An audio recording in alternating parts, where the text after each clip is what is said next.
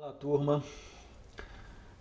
Alguns alunos estão reclamando que está muito puxada a matéria agora, mas como eu falei, a intenção do laboratório de robótica não é ensinar para vocês conceitos que teriam que ser vistos na disciplina robótica, tá? O simulador que eu estou empregando, que é o Drake, ele já tem as bibliotecas que fazem os cálculos, tá?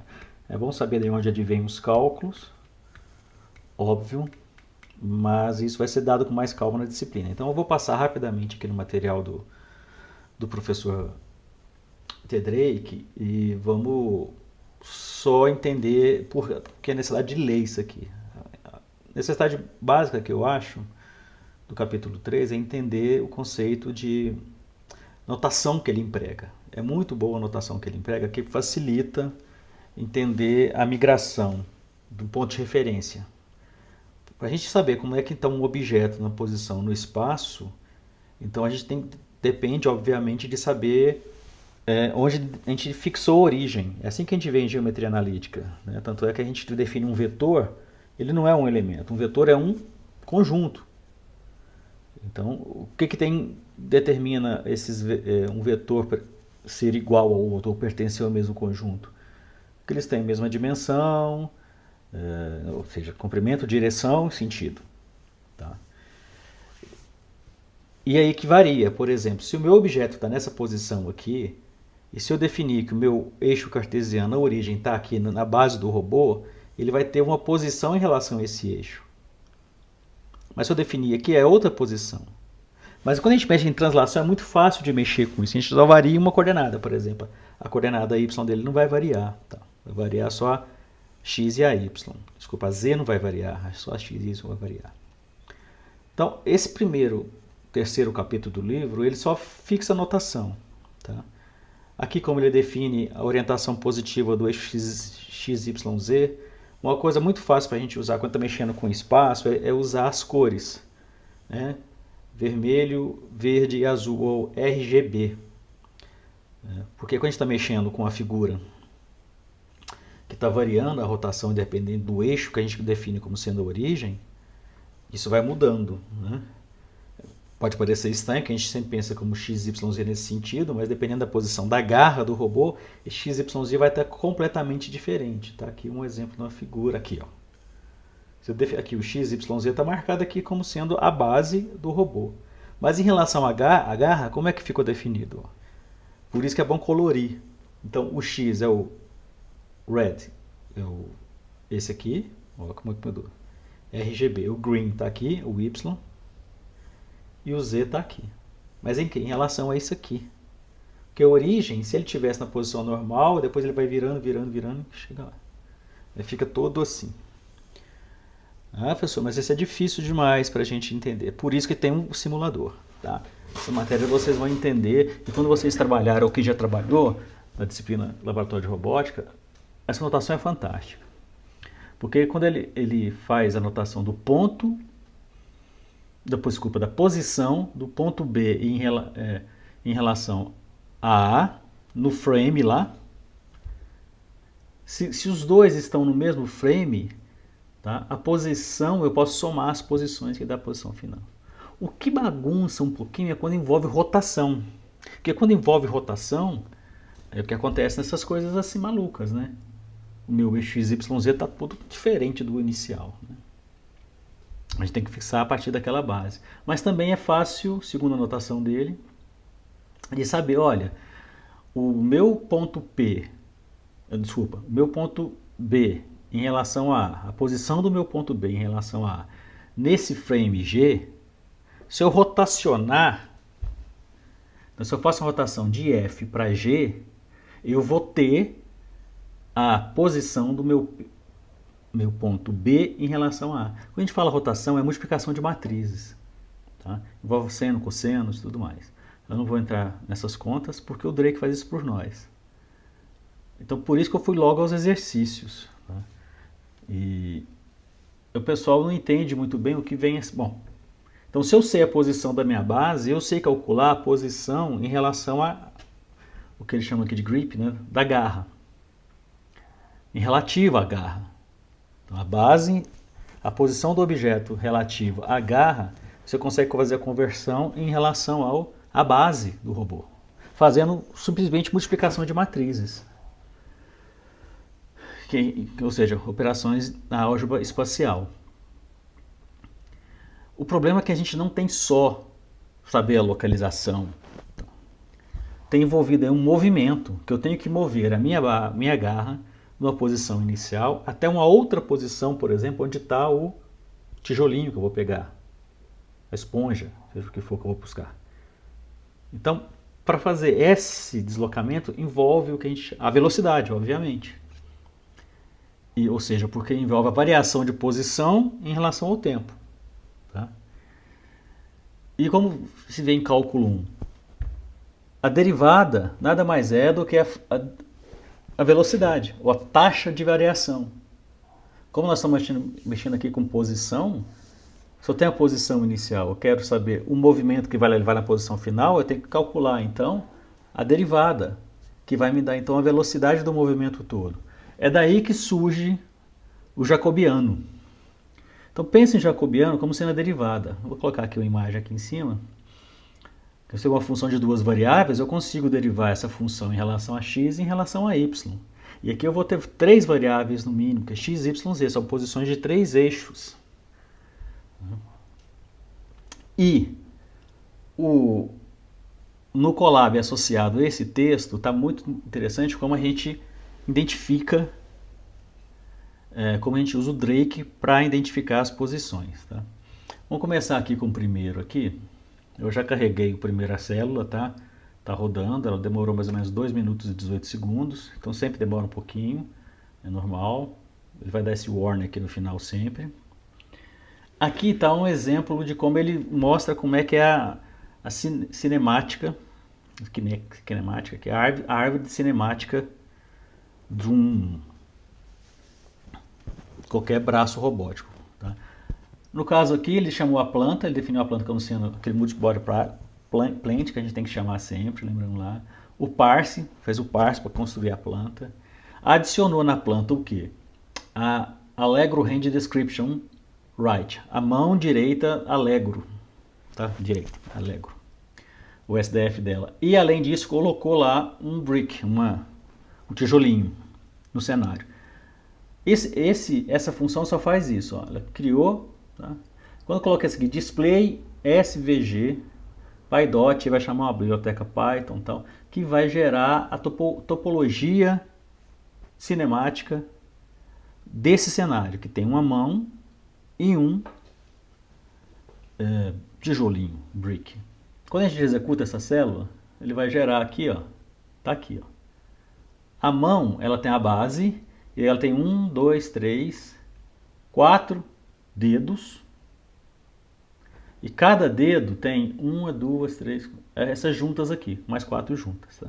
E aqui está o brick na base. Isso aqui tudo está no meu universo do robô. Isso aqui é a parte, então, para a gente verificar a sintaxe, como é que ele constrói, como é que o Drake trabalha com a notação para entender o movimento de juntas de cada tipo de robô que a gente colocar. Aqui, no caso, ele fez isso para o da mão Allegro, aquela mãozinha com 4 dedos assim. Tá? É uma mão fantástica, que faz muita coisa. O que a gente quer saber agora, nesse exemplo aqui, ele quer saber a cinemática direta, tá? da garra do grip em relação à base. Vamos executar isso aqui então. Ou seja, o Drake já faz isso, então ele vai gerar aqui ó, o arquivo. Tá? Eu vou trazer ele para a janela ao lado. Tá aqui, ela construiu aqui o IWA, vamos ver se ele chamou aqui, vamos lá. Vamos começar do começo. Mesma coisa, ele constrói o diagrama, isso que a gente viu nas anteriores, a estação, finalizar a sua estação. Ele vai construir o IWA com 7 links e a garra, grip, aqui é a garra no final. Tá? Isso aqui, frames to draw, ele vai desenhar isso aqui. Chama o meshcat, então aqui é a instrução que ele vai usar no meshcat, tá? Conecta o meshcat, visualize, coloca o builder, coloca as coisas e tal, para gerar isso aqui. E aqui ele vai fazer algumas caixas de interação, tá? Essa XYZ e RPY são essas duas caixas aqui embaixo, ó. Grip Position M e Grip Roll Pitch Yaw. Então tá aqui. É isso, né? Grip Position, Grip Tone, descrição. O valor dele deixou em branco, porque o valor dele vai alterar de acordo com a mexida que a gente vai fazer embaixo, tá? Então vai guardando essas informações, porque a gente vai usar isso no último exercício, na última prova. Coloca, então, a garra na planta, grip, plant, put, get, body, by name. Então, o body aqui, vai pegar, então, por nome. Então, vai chamar a garra. Grip para ele, então, é a garra. Vai definir essa função aqui, que justamente vai fazer... Essa aqui é a mais importante linha, até fala. Essa aqui é a que determina a pose, a posição da garra no contexto. Tá? Plant.eval, que é evaluation, avalie a posição do corpo, ou seja, da garra, no mundo. Definiu, então, quando é o mundo, o contexto, e qual é o objeto? A garra, o gripper. Isso aqui retorna a pose.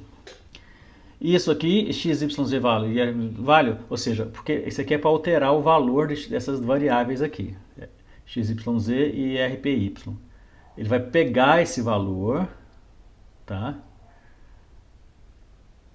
Da translação da pose, e esse aqui, ó, ele vai pegar roll pitch, ou seja, aqui ele vai pegar a rotação, tá? Então, ele vai mudar o valor aqui. Ele muda o valor aqui porque ele pega o roll pitch yaw. Vamos fazer outra coisa. Vamos brincar para entender isso, então. Tá aqui, ele gerou essa garra, tá nas posições aqui que apareceu aqui. E quando eu mexo aqui na junta tal, ó, vou mexer aqui, mexe lá. E aqui varia a posição da garra, tá? E mesma coisa varia o ângulo. Vamos voltar aqui. E aqui vai alternando. Então, o Drake já solta para você a posição relativa, não precisa se preocupar. Olha, ele definiu como sendo aqui no Drake, ó, green, aqui está o Y, aqui está o X, o em vermelho, aqui está o Y em verde, e o Z você não vê, mas ele está em azul, está perpendicular ao eixo aqui, tá? Na base do robô. Não dá para a gente ver ali, mas está aí. Porque ele definiu como sendo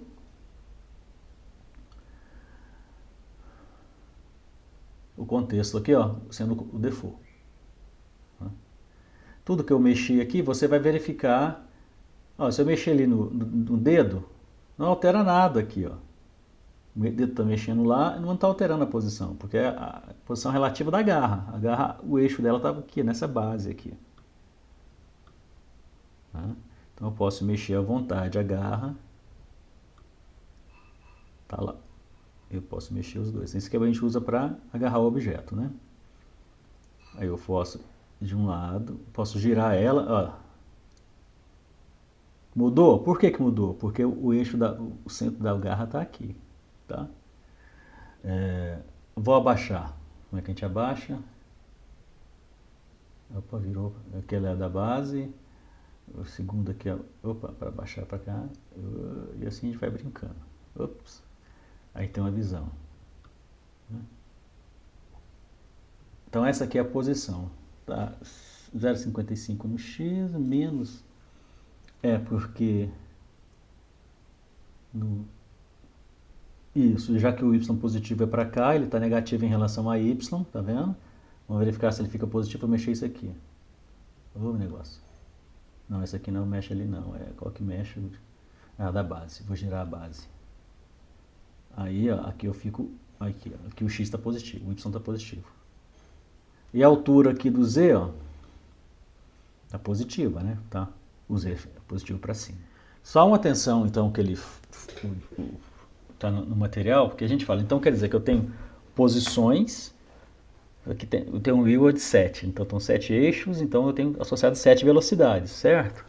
Então um certo cuidado por aí, a gente não pode assumir sempre que a gente tem as outras 7 posições, como sendo velocidade. Então tem uns casos aqui, ó, esse que fica o caso, ó. ele fez essa cena, que só tem o tijolo, não tem mais nada. Quando você vê, ó, tem 13 estados, tá? Ele só colocou só o tijolo, mais nada. Mas, no entanto, ó, eu tenho 7 posições e só 6 velocidades. Então, nem sempre a derivada vai dar uma velocidade. Então, um certo cuidado aí.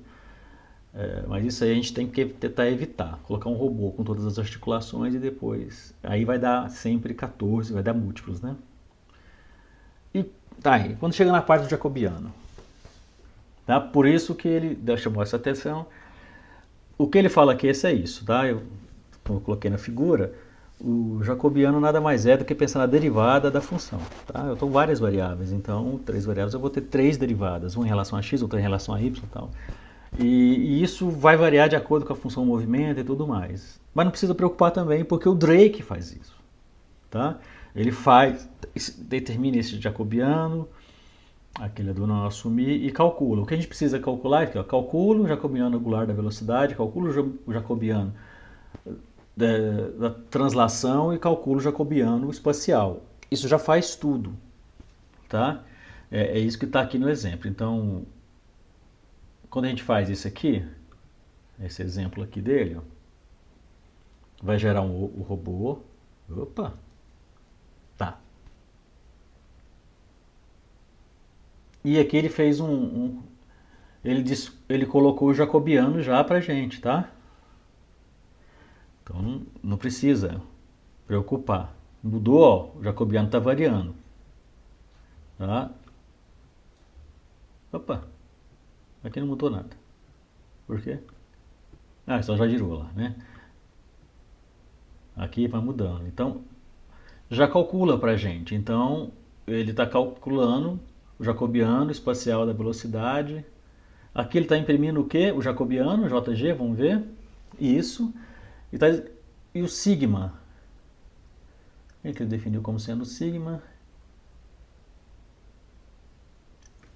Determinante jacobiano.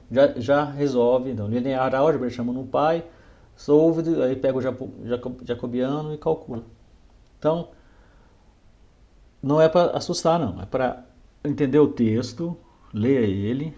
Eu pensava que a pessoa tinha ideia, quando viu o cálculo 1, do que é um outro nome que se dá a derivada, mas eu esqueci que em cálculo 1 só vê uma variável, né?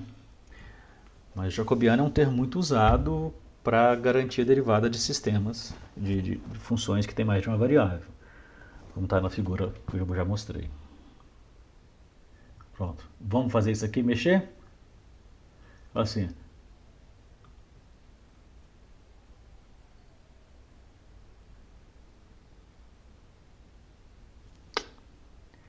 Depois que você construiu o simulador, ó, colocou avance 5. Porque se não tivesse rodando como no notebook, é o caso, ele avançou 5. A gente vai entender isso, né, muito. Ou seja, é o passo a passo, pessoal. Ó. E isso que a gente tem que entender. Ele colocou 2 funções, a pseudo-inversor controle, o calc output, definiu dentro de uma classe, né, vocês estão vendo, e definiu um exemplo de um controlador jacobiano. Tá? Leiam com atenção este carinha aqui, porque ele vai estar ele vai ser empregado nos exercícios. Então, por enquanto é só, depois a gente explica mais, porque está ficando longo. Até mais, pessoal.